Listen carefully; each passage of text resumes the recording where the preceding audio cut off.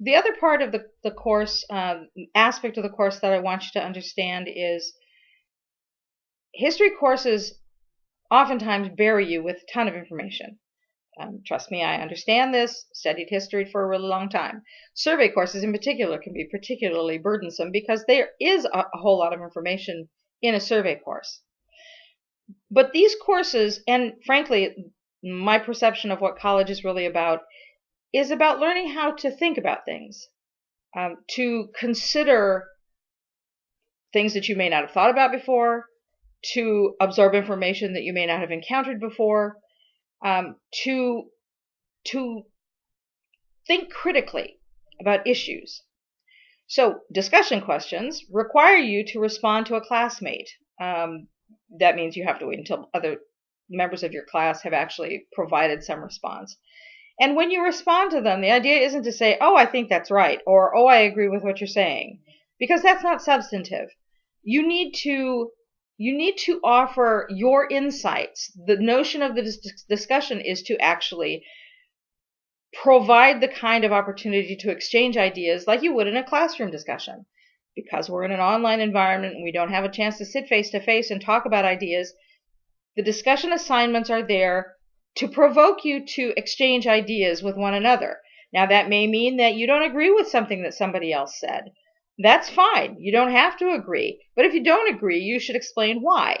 If the other person that you're responding to neglected to mention certain facts, certain elements of the information that's addressed in the answer, then you can provide that information and say, I see what you're saying here, but I also think that you should consider this point and this point and this point because I think that it gives better insight to the question that we're supposed to respond to.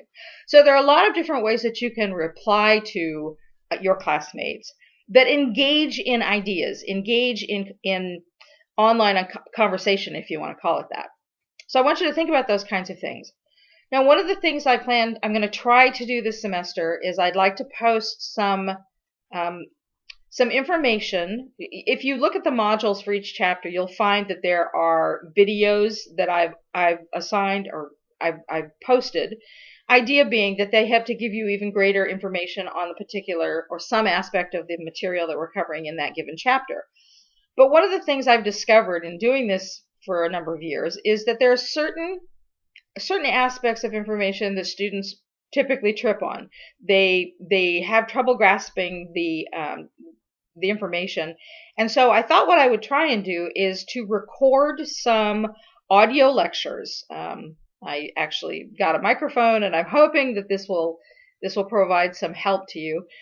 Provide some little mini lectures that I will record and post, and those will be available when you are assigned that particular chapter, so that this is something you can listen to before you do the work.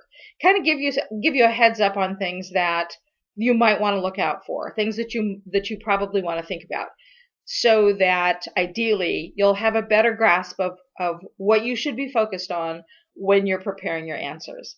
Now, the quizzes for every chapter are simply multiple choice questions.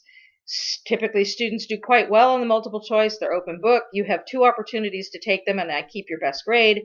So those aren't particularly demanding.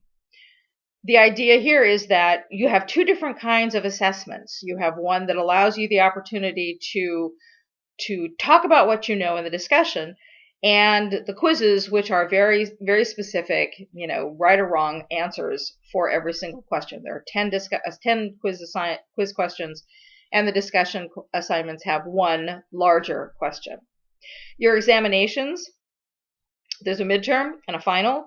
You must take them at a proctored location. You can't take them online at home. You don't get the password. You have to schedule an assignment or schedule your appointment for the exams at a proctored location, and I would suggest that you do it well in advance of the actual due dates because seats fill up, and invariably you'll find yourself at a loss because you can't find someplace to sit to take your exam. So sign up now. If you have to change it later, great, but get that appointment so that you don't miss out on having a chance to take your midterm and your final.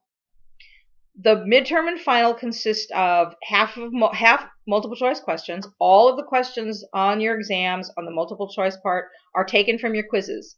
So there's not going to be any question that you get in the multiple choice portion of your exams that won't be familiar.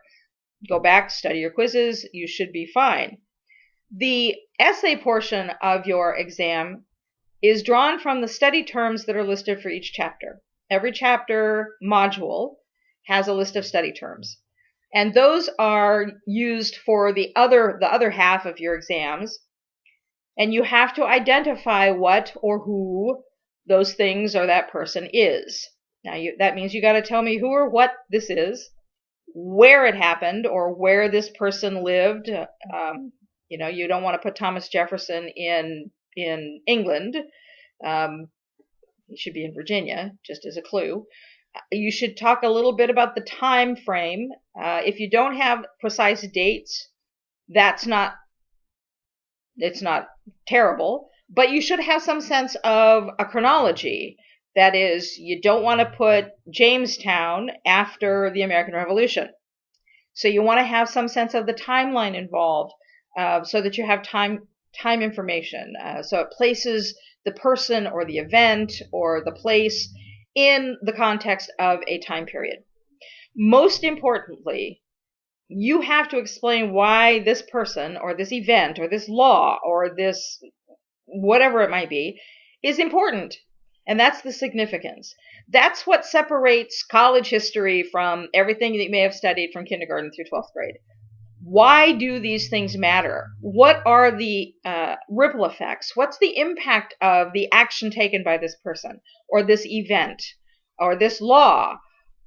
You have to be able to explain, this is the critical part, you have to be able to explain why these things matter. What impact was felt by something someone did or an event that occurred. And in the announcements, you'll find that I've provided an example of an identification term and how you should go about answering them. Now, before the exams, you should be writing out answers to these study terms. It's the best way to learn this information. Write out your answers. Who, what, when, where, why, and who cares? Why do these things matter? And if you find yourself stumbling, or if you're not sure if you're on the right track, send me a sample of a couple, 3 different terms that you've prepared, and I can tell you whether you're on the right track. I can explain, yeah, this is good, but this stuff you don't really need. You really need to talk about this other thing. And I'm happy to do that.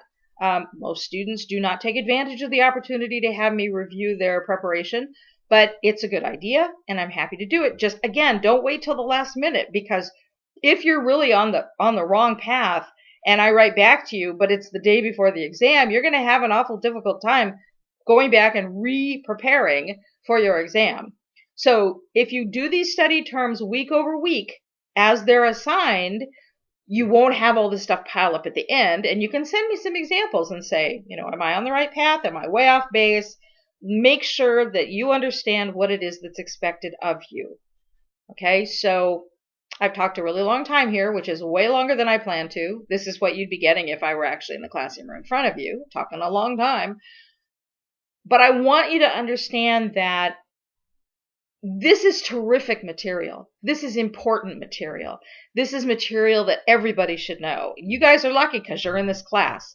And if you haven't been exposed to this material before, this is a wonderful opportunity to become familiar with a lot of stuff that you may not have heard about before. Some of it isn't very happy reading. Some of it isn't very pleasant reading. There are aspects of American history that are appalling. But to understand it, to read it, to assess it, doesn't mean that you are accepting it or approving it.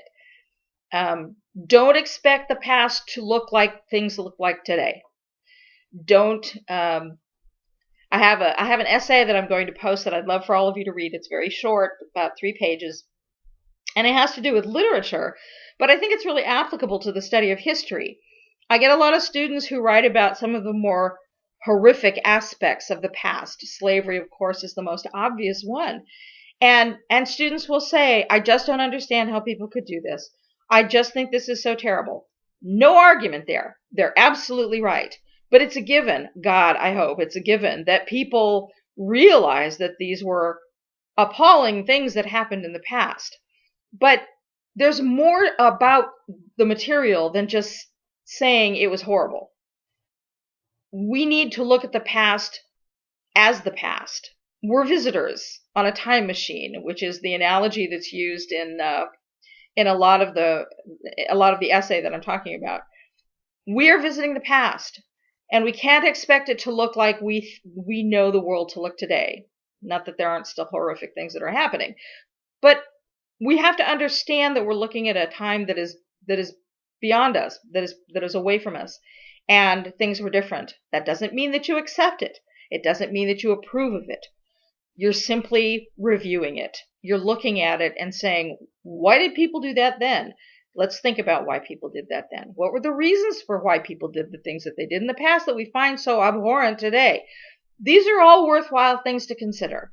And I want you to chew on those ideas. I want you to think about those ideas. I want you to turn them over in your mind and assess them based on as much knowledge as you can glean from this course. And if you walk away with a better understanding of how we got to today based on what we experienced in the past, then this course will have succeeded. And I thank you for your patience and for your listening, and look forward to the semester that we have in front of us. Again, email me if you have questions. Don't hesitate to ask. I'll do everything that I can to help, and I wish you all the best of luck in the semester. Thank you.